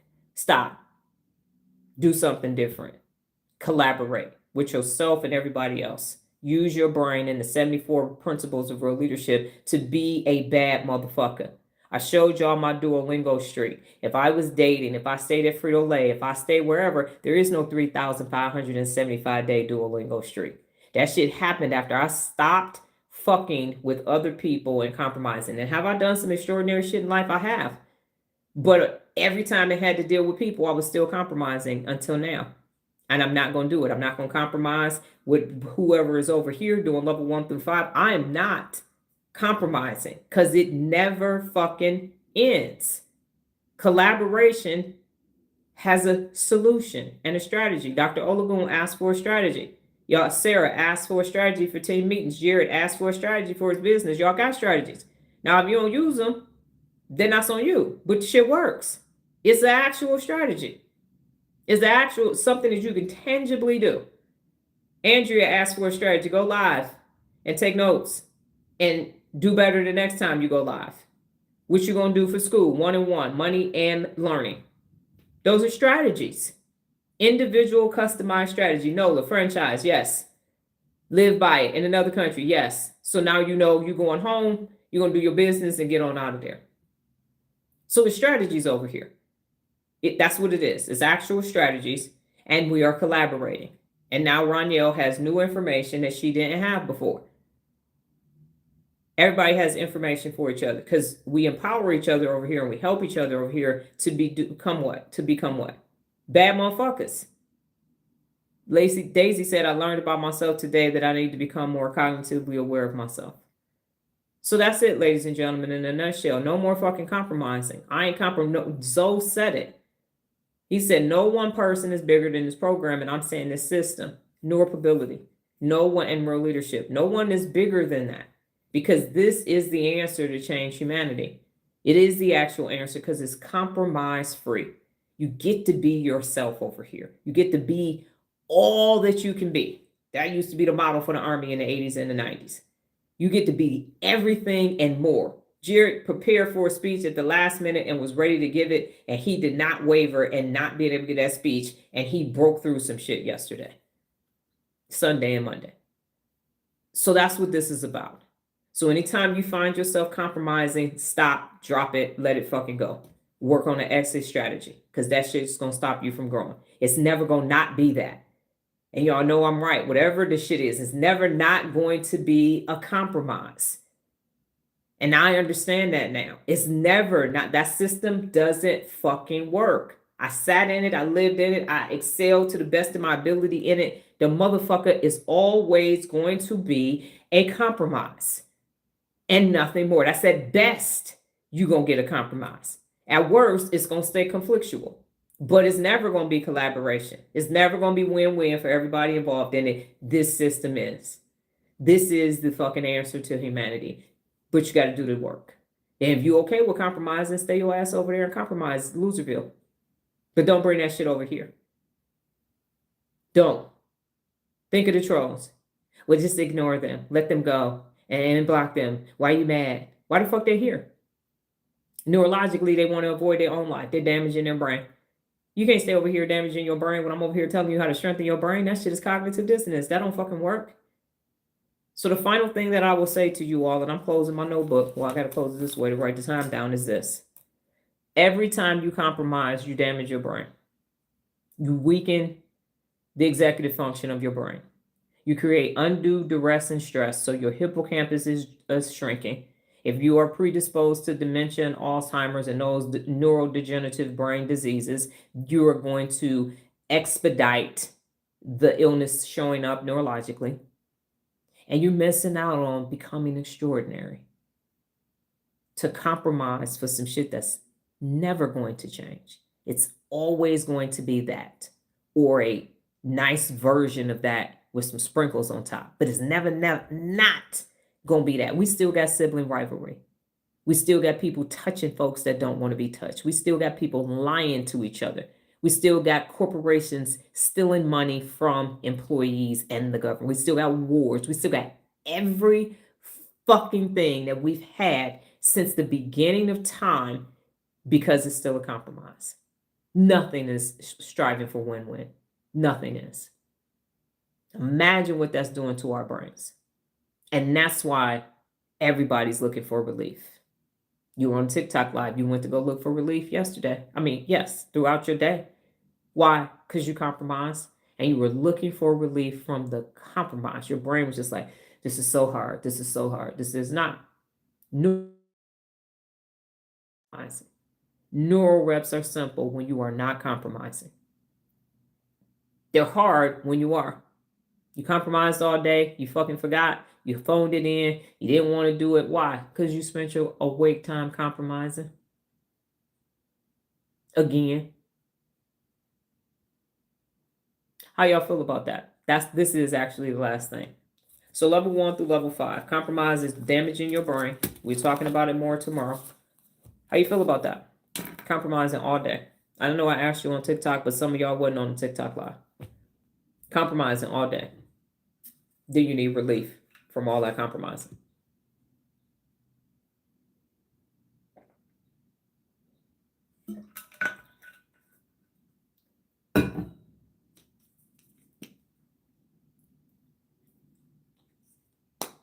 No, I'm going to take my shower and then we can go to Whole Foods and all that.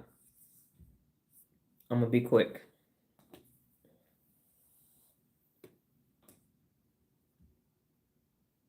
Just one little hair, I swear. Jared and Sarah are thinking. And if you're watching this on a replay, answer this question in the comments about compromising and damaging your brain. Nola's thinking.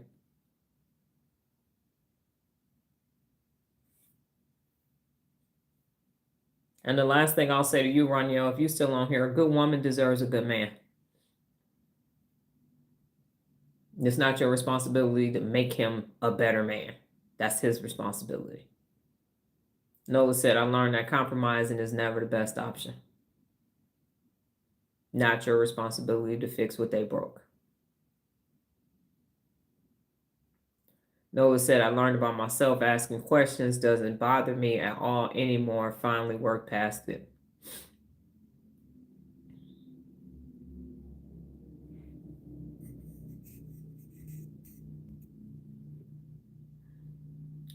Sarah said, that's news to me and it's frustrating.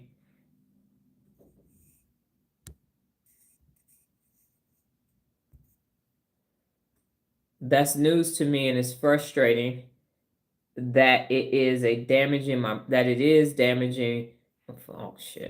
my brain, because I've always thought compromise was a good thing. I have to unlearn that. No, collaboration is. You got my book, read Handle Conflict When It Occurs. It's collaboration. You are striving for win-win. That's why it feels different over here. That's why this lesson is necessary tomorrow. Jared said, I feel drained by letting myself be compromised. Exactly. And that's the win of it all. Because the other option is conflict. So nobody don't like conflict, so everybody's just compromising. And that's why you keep seeking relief. That's why you keep seeking relief. I feel like I'm going in circles, drained and getting nowhere, like running on a hamster wheel. Compromising causes a mismatch in the ACC, and that's how everybody feels, and that's why y'all want relief. That's why you're seeking sugar and shopping and all kind of shit, because of the compromise. That's why. But we're going to do something about that tomorrow.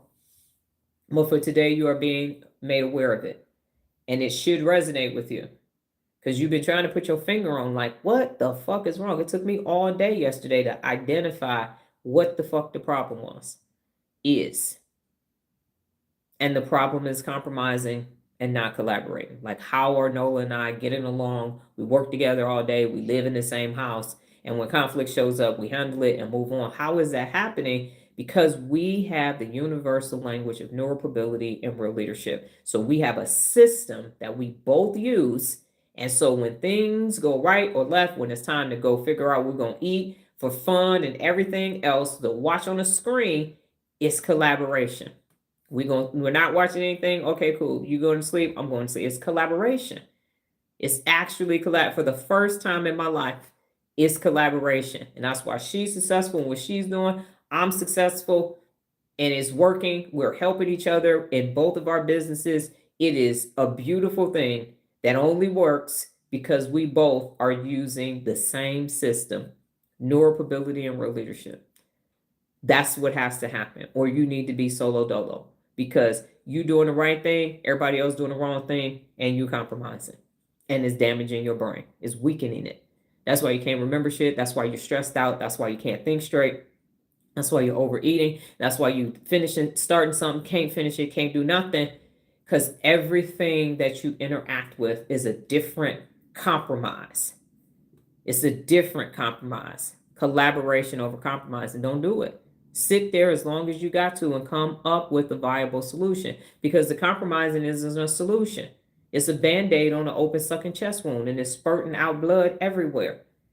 Everybody is compromising. And that's why everybody is looking for relief. I worked all day. No, you didn't. You compromised all day. I'm tired. I just want some relief. You still gotta go back to that job tomorrow. Compromise again. Compromising with these work schedules, dealing with rush hour traffic, that's a compromise. The rat race is a compromise. All of that. What's supposed to be fun, it's not fun, but you compromise. You go to a game night, you don't even like playing games. You actually want to go to an open mic night and do some stand-up comedy, but you at somebody's house playing a stupid drinking game. I never have I ever. And you want to be, hey, so the other day I was walking down the street. Compromise. You're living in one big compromised life. But that changes starting yesterday. No more compromising. It's not worth it. You already know. All of y'all been living long enough to know that the compromise ain't working. As soon as you go look for relief, check yourself. Bring Miss Darlene online. Say, hold up. Where the compromise at? The fuck am I looking for why am I scrolling on my phone? What did I just compromise? What's happening? What am I avoiding? What did I compromise? And you avoiding the shit that you compromised.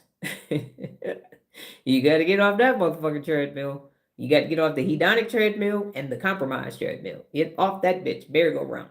It's the compromise merry-go-round. It's going around in circles and circles and circles and circles, and you keep just saying it's not going to end. So that's why you settle for temporary relief.